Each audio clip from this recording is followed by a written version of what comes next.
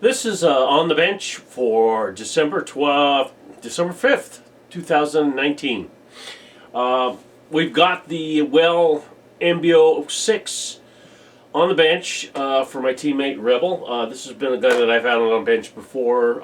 Upgrades include new piston, spring, and spring guide, barrel spacers, new front end for it so we can put a suppressor on it, of course the scope, and the magwell adapter.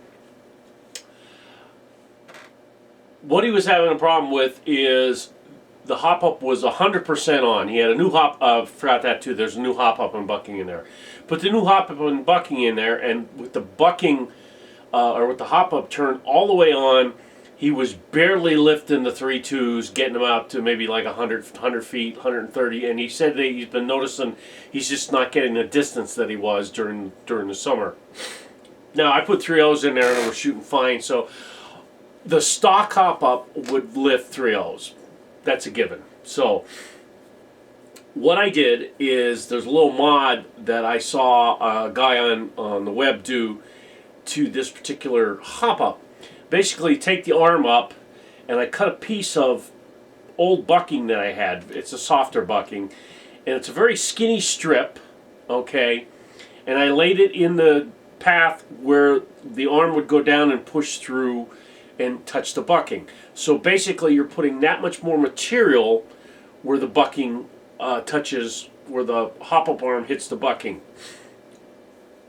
So I put it all back together, and I put it on about halfway, and I started shooting, and the thing is just like, boom, straight out like a string.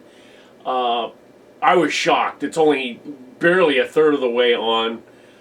There's a lot more hop-up. You probably could even use heavier weight BBs if you really wanted to.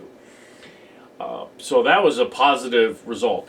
Now, the only thing that had a problem was the magwell adapter has a feed lip, feed tube that sticks down that goes into the mag.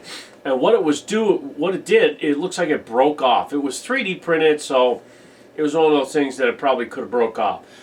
I took an old hop-up, I cut off the feed tube flush, and I ABS cemented the bottom in, and I put a little super glue around the outside just to make sure it was tight in there. I ran a drill through just to make sure that the BBs flow in there no problem, and it was working fine and dandy. So that was the only two upgrades that we had to do. The only other thing that was in the list that I told him he should get is a 455 Type bore barrel, which they do have for this. But after shooting this today, I don't think he needs it. So this is complete. We're going to call this good. We're going to be using this on Sunday, this and his M4 that I have upgraded. I'm going to be taking my SVD sniper rifle and my HPA pistol out, and that's what I'm going to be using for the day. So we're going to be dual sniping for the day. This is done off the bench, and I really don't think we need to do anything more on this, and I'm going to call it good. So this is like what's been on the bench today. Hope you enjoyed the video, and you have a good day.